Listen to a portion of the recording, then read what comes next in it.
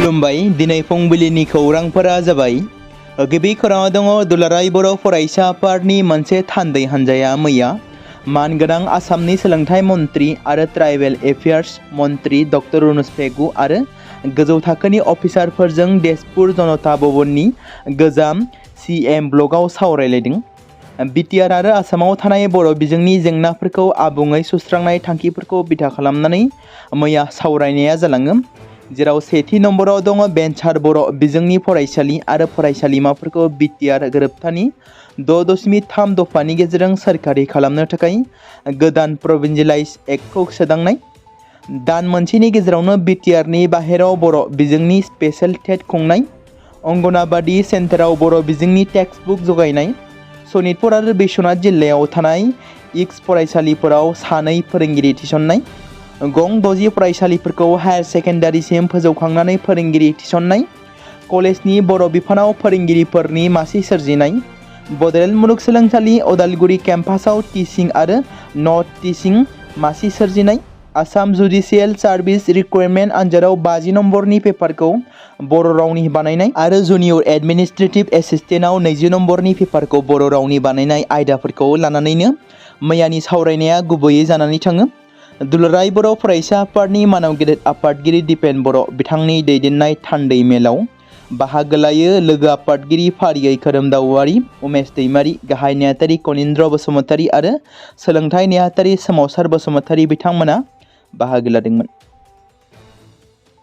मोनसे गोग्गाथाव खौरां, गिबि इन्टारनेशनेल उरां जाहाजा गेलेफुनिफ्राय बिरजेनबाय। भुटाना दिनैनि दिनाव मोनसे जारिमिनारि माइल खुन्थियासिम सौहैनो हादों, मानोना गेलेम्फु इन्टारनेशनेल बिरखं गाथोननिफ्राय गिबि हादोर गेजेरारि बिरखंआ बिरजेनबाय। मिथिनो मोननाय बायदिब्ला सप्तासेयाव समबार आरो शुक्रबाराव बिरगोन उरां जाहाजा। भुटाननि गाहाय मन्त्रि सेरिं टब्गेआ गेलेम्फुनिफ्राय कलकातासिम थांनाय गिबि फ्लाइटखौ बेखेवनानै होबाय। मख'नो गोनांदि ड्रुके रयेल भुटान एयारलाइन्सजों सामलायजानाय सिबिथाया भुटाननि गोदानसिन हादोर गेजेरारि बिरखं गाथोन बेखेवनाय हाबाफारियाव गेलेम्फु माइनफुल नेस सिटिनि गोजौ थाखोनि अफिसारफोरजों लोगोसे BIFAनि गाहाय नेहाथारि दाबा पेनजर' बिथाङाबो बाहागो लादोंमोन। पाकिस्ताननि नखर मन्थ्रिया गुबुन हादोराव लाजि फोनांनायजों मोगा-मोगि जानो गोनां जादोंमोन।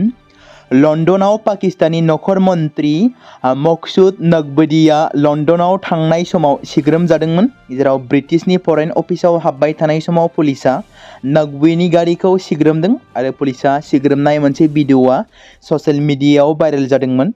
बे जाथाया मुलुगनाङैनो गोबां फिनजाथाय सोमजिहोदों। खौरां मोननाय बायदिब्ला रैखाथि हान्जाया नकवीनि गारियाव ड्राग्स एबा बेफ्रुग्रा मुवाफोर थानो हागौ होननानै सन्देहआव नागिरदोंमोन। मकसुद नकवी, शाहजाद आकबर आरो आदिल राजजों लोगोसे पाकिस्तानी गोबां सुबुंफोरखौ फैफिननायनि सायाव सावरायनो लन्दनाव थांदोंमोन, जायफोरनि सायाव दाय, कारापसन आरो सिकिउरिटिजों सोमोन्दो थानाय जाथायफोराव लोब्बा थानायनि अजद दं। बे जाथाया बै समाव जादोंमोन। मख'नो गोनांदि 2024 मायथाइनि फेब्रुवारि दाननिफ्राय मकसुद नकवीआ पाकिस्तान क्रिकेट बर्डनि आफादगिरिबो जानानै दंमोन। जानुवारि 2023 मायथाइनिफ्राय फेब्रुवारि 2024 मायथाइसिम बिथाङा पाकिस्ताननि पान्जाब प्रभिन्सनि मावथ'नाय गिबि मन्थ्रि महरै खामानि मावदोंमोन। फिन आरोबाव काटें बर'नि नखराव हाग्रानि मैदेरा फैनानै न'नि दरजा सिफायना जानो थाखाय थिनानै दोननाय माइखौ जालांदों। थांनाय हरनि समाव हाग्रानि मैदेरा सेसापानि कादंगा दक्षिण पलासगुरि गामिनि काटें बर'नि न'नि दरजाखौ नारसिफायनानै जानो थाखाय थिनानै दोननाय न' सिङाव दुलिनि माइखौ जानायजों लोगोसे लेथेर-फेथेर खालामनानै आलाय-सिलाय खालामलांदों होननानै फोरमायदों। थांनाय 29 नबेम्बर खालिबो काटें बर'नि गंसे न'नि बेराखौ नारफायलांदोंमोन होननानै बिथाङा फोरमायदों आरो बेफोरबायदि हाग्रानि मैदेर आरो सुबुंनि गेजेराव सानफ्रोमबो सोमजिबाय थानाय जाथायनि सायाव हाग्रा बिफान, जायगानि MCLA, MLA, आसाम सोरखार, BTC सोरखारखौ बेफोरनि सायाव जेबो राहा लानायखौ दासिम नुनो मोनाखै। फैगौ समाव हाग्रानि मैदेर आरो सुबुंनि गेजेराव सानफ्रोमबो सोमजिबाय थानाय जाथायनि सायाव हाग्रा बिफान, जायगानि MCLA, MLA, आसाम सोरखार, BTC सोरखारा बेफोरनि सायाव मा राहा लायो समासो फोरमायसिगोन। आयेन बेरेखा हाथियारफोरनि हेंथायै सिलचर पुलिसआ सिग्रोमनानै गंसे पिस्तल आरो मोनद' गोथां गुलिफोर जब्द खालामनो हादों। थि खौरांनि सायाव बिथा खालामनानै सिलचर सदर पुलिस थानानि टाउन ब्रान्चनि पुलिसआ श्रीक'नानि कुवारपुर ओनसोलाव सिग्रोमदोंमोन आरो फेक्टरियाव बानायनाय .22 एयार पिस्तल आरो मोन 6 गोथां गुलिफोर जब्द खालामनो हादों। फारसेथिं हाथियार लाखिनायनि थाखाय पुलिसा आब्दुल जलिल चौधुरी मुंनि सुबुंखौ खायो। हमजानाय सुबुङा श्रीक'नानि सिप्ता बिजेआव थायोमोन आरो पुलिसा बिथांनिफ्राय गंसे मबाइल फनबो जब्द खालामनो हादों। पुलिसा गासै जाथायनि सायाव नायबिजिरगासिनो दं होनना फोरमायदों। बे खेबाव तेजपुराव मासे फिसिनाय मैदेरनि गाग्लोबनायाव सासे लाइमोननि जिउ खहा। जिनज्रिजों खाजानानै दोनजानाय मैदेरजों गाग्लोबजानानै सासे लाइमोना गावनि जिउखौ खोमाना लानो गोनां जायो।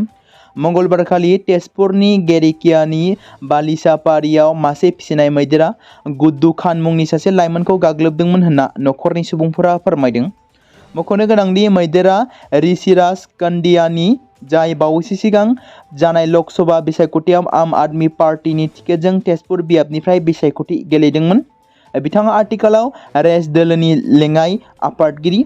गुड्डुनि न'आ तेजपुरनि बरिकासुबुरियावमोन। खौरां मोननाय बायदिब्ला तेजपुरनि कालीबारिनि थागिबि आरो रेस दोलोनि लेङाइ आफादगिरि ऋषिराज कान्डियानि मैदेरखौ ब्रह्मपुत्रनि साखाथियाव बालिसापारियाव खानानै दोननाय जादोंमोन। अजद होनाय बायदिब्ला मैदेरा खानानै दोननायनिफ्राय उदां जानानै सेंग्राखौ गाग्लोबदोंमोन।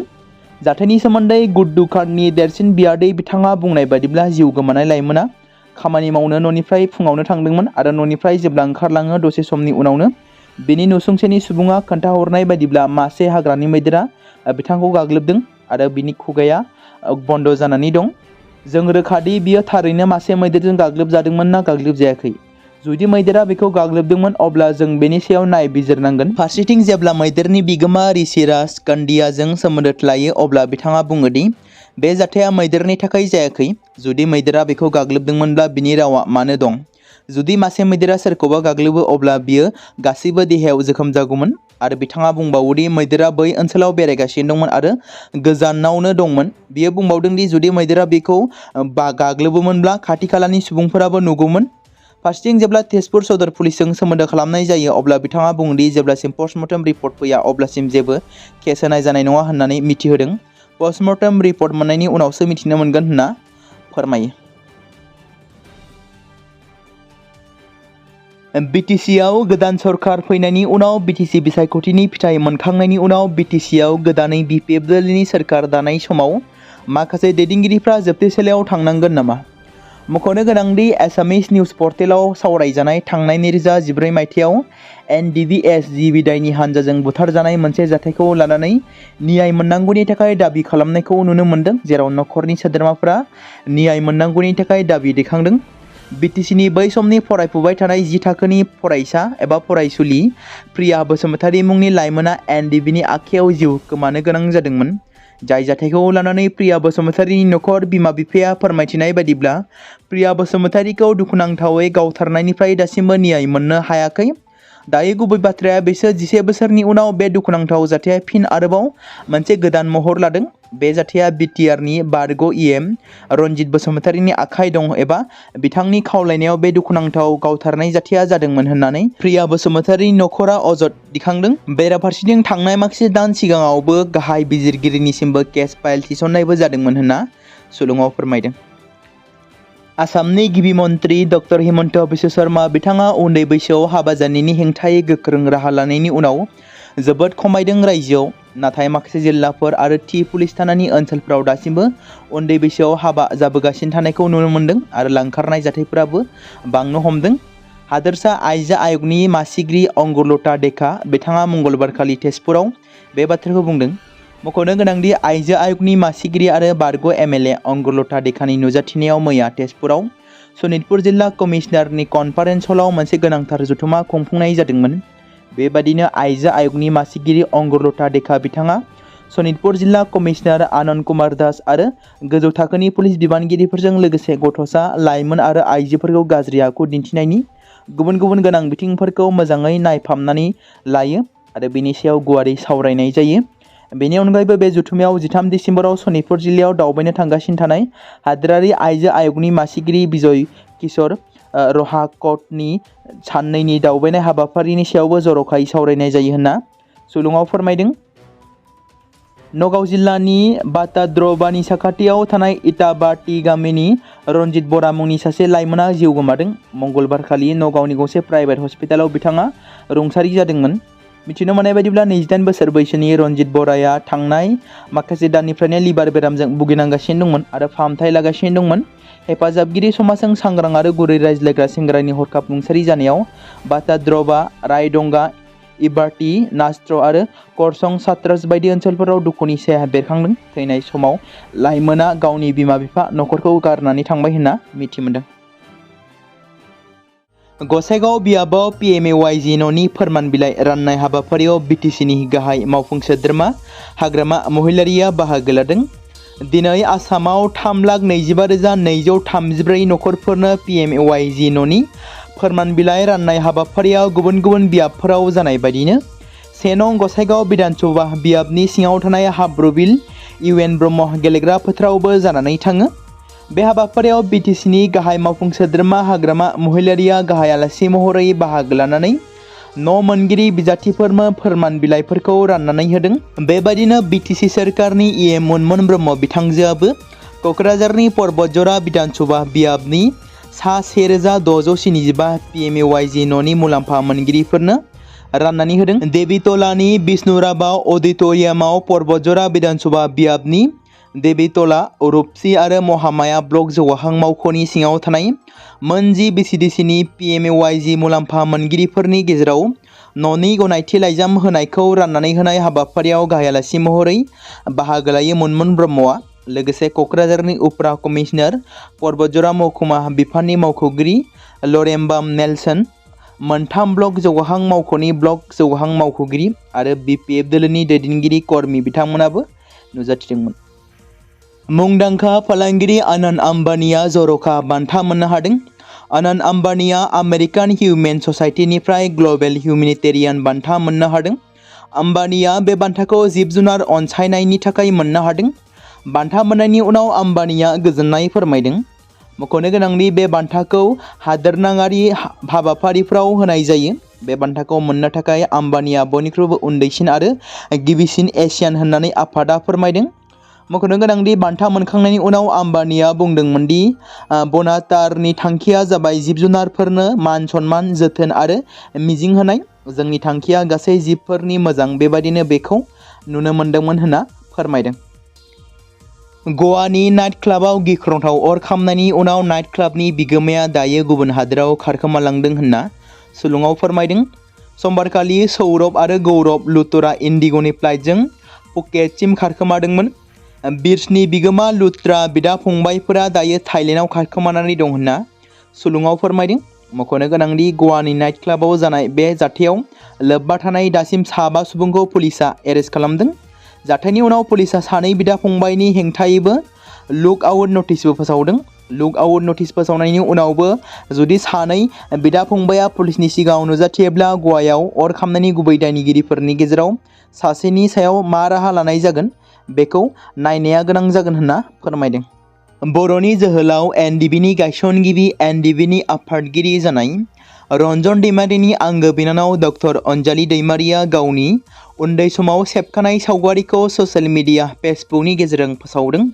जेराव गोबां बोसोर सिगां बिथांजोआ उन्दै समाव लानाय थामहिनबा सेबखांजानाय सावगारिखौ लानानै गावनि अफिसियेल फेसबुक एकाउन्टनि गेजेरजों बावैसो सिगां पस्ट खालामनायखौ नुनो मोन्दों आरो बिथांजोनि पस्ट खालामनायाव गोबां बिथांजोखौ अनसायगिरि मोजां मोनगिरिफ्रा गोबांथार पजिटिभलि कमेन्ट खालामनायखौ नुनो मोन्दों। मैदेरनि गाग्लोबनायाव सिलिंखार जानाय नखराव BTCनि लेङाइ बुंथिगिरि बिजितगोरा नार्जारिया नायगिदिंहैदों।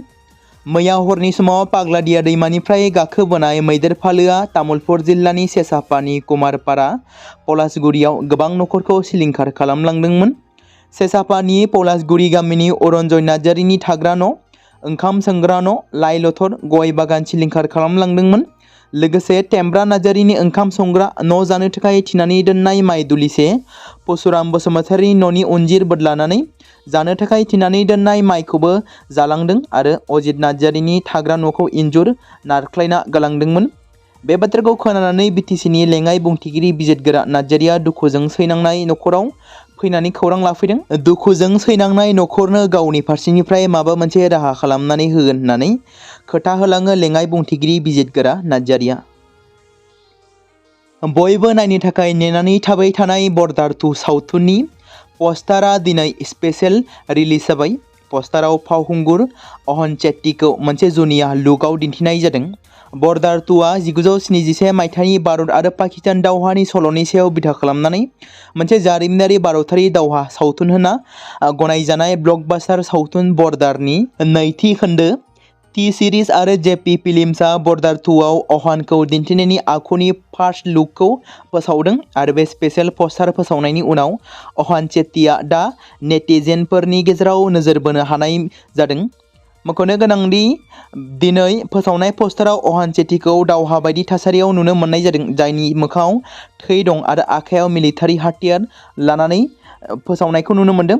मुंदांखा फावखुंगुर सुनील शेट्टीनि फिसाज्ला अहान चेट्टीआ 2021 मायथाइयाव सावथुन तरफजों बलिउडआव आगान होजेनदोंमोन आरो बे सावथुननि थाखाय बिथाङा international Indian film academy awards आरो आइकनिक गोल्ड एवार्ड्स बोसोरनि साबसिन डेब्यू बान्थाबो मोननो हादोंमोन।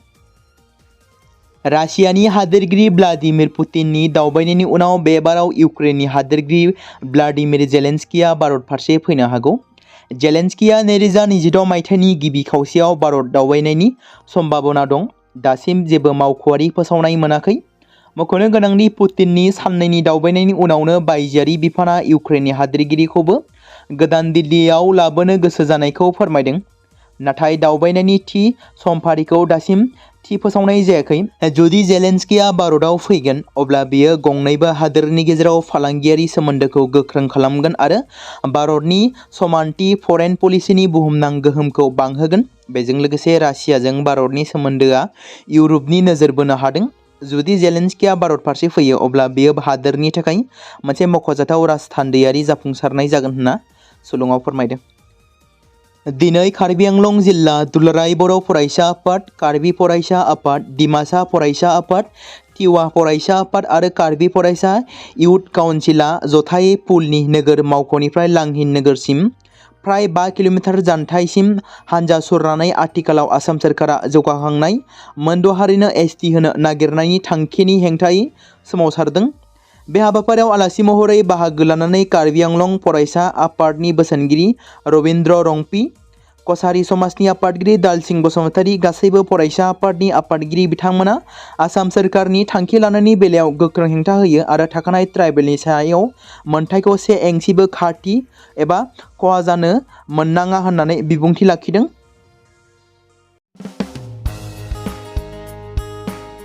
बे समाव मोनसे गोनां फोसावथाय बर' सावथुन नायनानै मोजां मोनग्रा गासै बर' रायजो राजाफोरनि गेजेराव लानानै फैदों मोनसे बर'नि OTT प्लेटफर्म गोनां, जाय प्लेटफर्मनि गेजेरजों नोंथांमोना बर'नि गोदान गोजाम सावथुनफोरखौ नुनो मोनगोन। थांनाय माखासे बोसोर सिगां बर'नि गेजेराव लानानै फैनाय निउबो एप बायदिनो फिन आरोबाव लानानै फैदों बर' रायजो राजाफोरनि थाखाय। बे बाथ्राखौ मख'नाया गोनांदि 2025 मायथाइनि जानुवारि दानाव ओंखारनाय आंगो स्ट्रिम मुंनि मोनसे OTT प्लेटफर्म गोनां निउबो एपनि गेजेरजों नोंथांमोना गोबांथार बर'नि सावथुनफोर जेरै ट्रेजेडि, रमान्टिक, एक्शन आरो कमेडिजों बुंफबनाय सावथुनफोरखौ नुनो मोनगोन। जेरै सनानि नखर, थांखि गैयै समाज, अनसुला आफा, हिर', बिमा बायदि बाजै, अर, थैसाम, वान्टेड, संदान आरो रं नाम्बार बायदि सावथुनफोरा मख'जाथाव। बेफोर सावथुनफोरखौ नायनो थाखाय नोंथांमोना गिबियावनो आंगो स्ट्रिम एपखौ गाव गावनि मबाइलाव थानाय प्ले स्ट'रनिफ्राय डाउनल'ड खालामनानै लोगोसे इनस्टल खालामनानै गावनि मबाइल नाम्बारजों लगइन खालामनानै लाग्रोनांगोन। बेनि उनाव नोंथांमोना गोबांथार नुनो मोनै सावथुनफोरखौ गुगोल पे, फन पे आरो पेटिएमजों रं नाम्बार सावथुनखौ नायनो थाखाय 60 रां आरो संदान सावथुनखौ नायनो थाखाय 80 रां, वान्टेड सावथुनखौ नायनो थाखाय 60 रां, थैसाम सावथुनखौ नायनो थाखाय 60 रां बेबायदिनो गोबांथार नुनो मोनै सावथुनफोरखौ नायनो थाखाय सुबिदा खालामनानै होदों आंगो स्ट्रिम प्लेटफर्मा। फिन नोंथांमोननि गेजेराव फोरमायबावनो लादों बर' सावथुन नायनानै मोजां मोनग्रा गासै बर' रायजो राजाफोरनि गेजेराव लानानै फैदों मोनसे बर'नि OTT प्लेटफर्म गोनां, जाय प्लेटफर्मनि गेजेरजों नोंथांमोना बर'नि नुनो मोनै सावथुनफोर जेराव गोदान गोजाम सावथुनफोरखौ नुनो मोनगोन। बे बाथ्राखौ मख'नाया गोनांदि 2025 मायथाइनि जानुवारि दानाव दिहुनजानाय आंगो स्ट्रिम मुंनि मोनसे OTT प्लेटफर्म गोनां एपनि गेजेरजों नोंथांमोना गोबांथार बर'नि ट्रेजेडि, रमान्टिक, एक्शन आरो कमेडिजों बुंफबनाय सावथुनफोरखौ नुनो मोनगोन। जेरै रं नाम्बार, संदान, वान्टेड, थैसाम, अर, बिमा बायदि बाजै, हिर', अनसुलाफा, थांखि गैयि समाज, सनानि नखर बायदि बायदि सावथुनफ्रा मख'जाथाव। बेफोर सावथुनफोरखौ नायनो थाखाय नोंथांमोना गिबियावनो आंगो स्ट्रिम एपखौ गाव गावनि मबाइलाव थाखानाय प्ले स्ट'रनिफ्राय इनस्टल खालामनानै गावनि मबाइल नाम्बारजों लगइन खालामखांनायनि उनाव नोंथांमोना गोबांथार नुनो मोनै सावथुनफोरखौ गुगोल पे, फन पे आरो पेटिएमजों रं नाम्बार सावथुनखौ नायनो थाखाय 60 रां, संदान सावथुनखौ नायनो थाखाय 80 रां, वान्टेड सावथुनखौ नायनो थाखाय 60 रां, थैसाम सावथुनखौ नायनो थाखाय 60 रां, बेफोरबायदिनो अर सावथुनखौ नायनो थाखाय 60 रां पे खालामनांगोन। बेबायदिनो गोबांथार नुनो मोनै बर' सावथुनफोरखौ नायनो थाखाय सुबिदा खालामनानै होदों आंगो स्ट्रिम प्लेटफर्मआ।